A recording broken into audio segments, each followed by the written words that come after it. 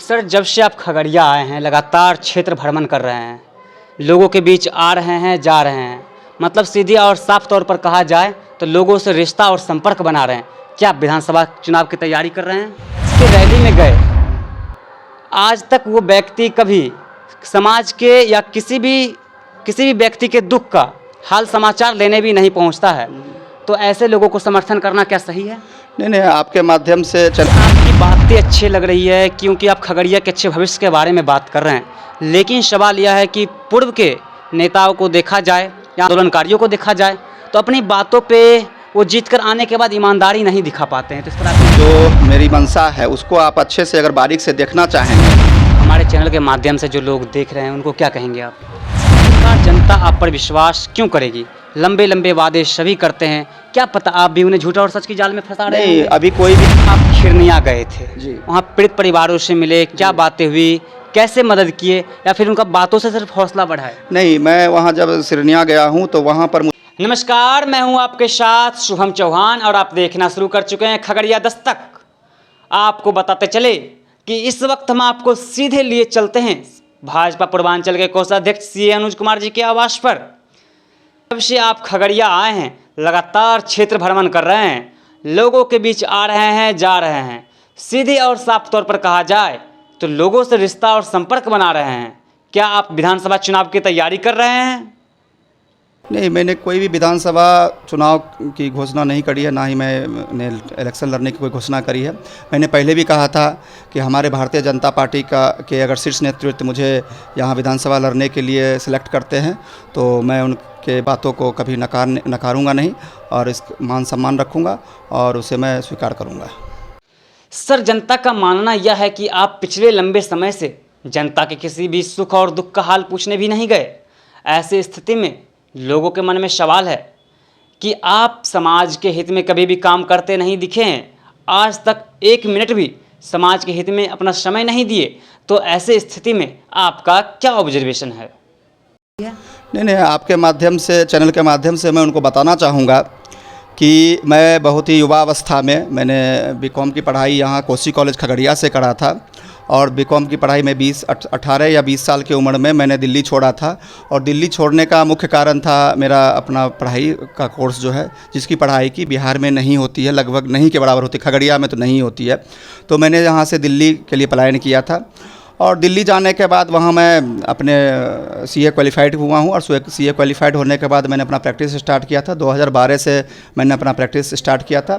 फिर 2020 से मैंने राजनीतिक चीज़ों में भाग लेना शुरू किया और राजनीतिक रूप से वहाँ सक्रिय होने के बाद मैं वहाँ भी अपने आपको जहाँ तक आपके चैनल के माध्यम से मैं बताना चाहूँगा कि मैं वहाँ पूर्वांचल मोर्चा में कोषाध्यक्ष पद पे हूँ और मैं वहाँ रहकर भी अपने बिहार के लोगों के लिए, उनके अधिकार के लिए वहाँ पर कार्य कर रहा हूँ।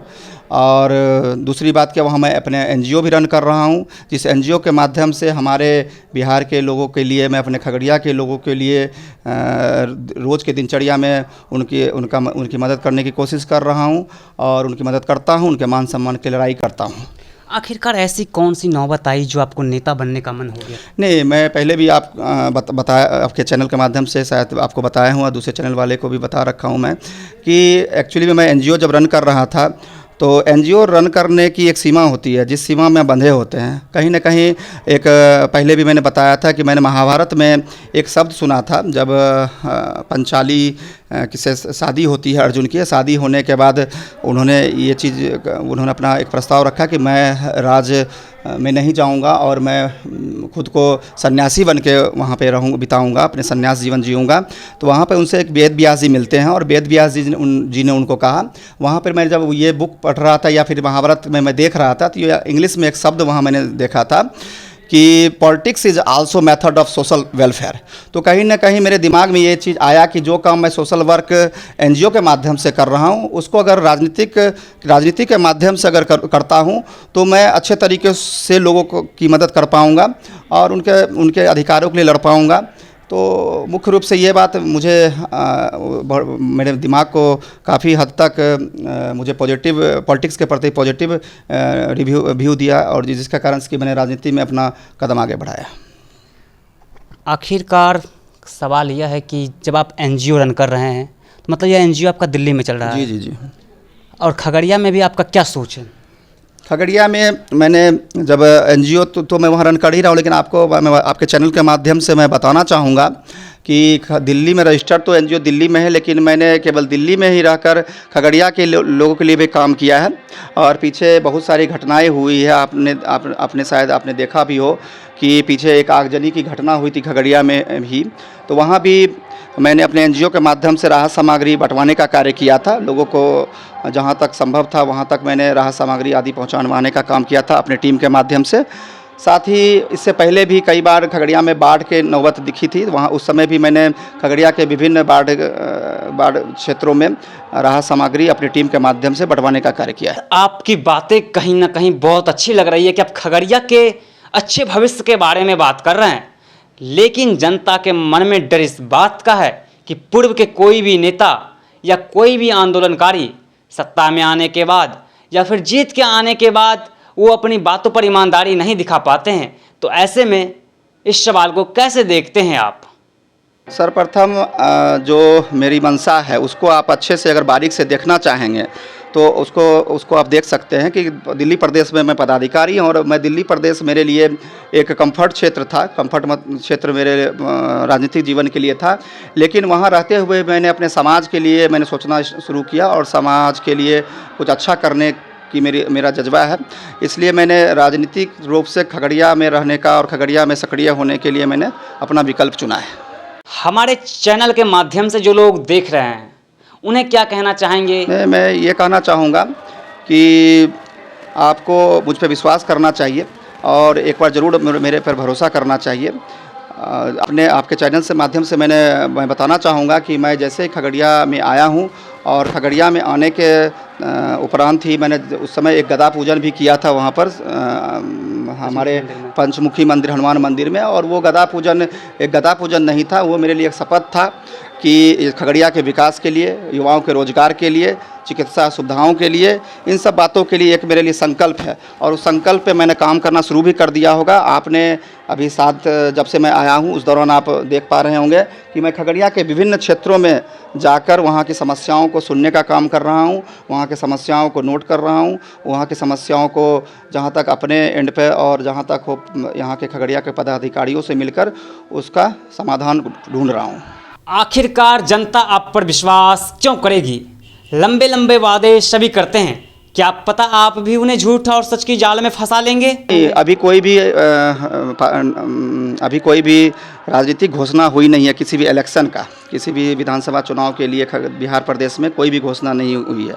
और घोषणा मैं आपके चैनल के माध्यम से कहना चाहता हूं कि राजनीतिक रूप से मैं यहाँ पर कोई सक्रिय अभी मैं काम कर रहा हूँ वो राजनीतिक रूप से काम नहीं कर रहा हूँ, बल्कि सामाजिक रूप से एक समाज का बेटा होने के नाते, खगड़िया का बेटा होने के नाते मैं यहाँ के लोगों से मिल रहा हूँ, उनकी समस्याओं को सुन रहा हूँ। आप अपने जो भी मेरा आर्थिक रूप से जहाँ तक मैं सक्षम हो पा रहा हूँ वहाँ उनकी मदद कर रहा हूँ। इसलिए इसको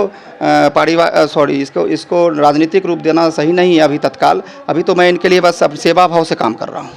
जैसे ही आप पीड़ित परिवारों से मिलते हैं तो उन्हें कैसे मोटिवेट करते हैं, क्या बातें होती है? आखिरकार उनको भी कहीं ना कहीं अपेक्षा रहती है, तो कैसे मदद करते हैं, सवाल है।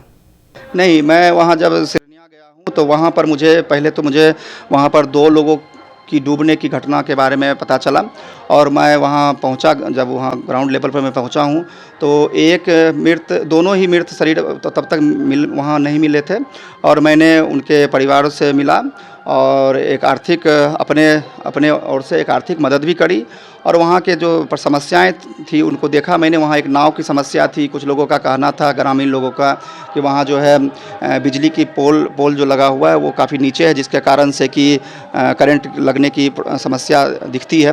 तो मैंने उन समस्याओं को देखा, उनके बातों को सुना और वहाँ के जो पदाधिकारी थे समीप में, वहाँ मैं गया, उन समस्याओं के बारे में उनसे बातें करी।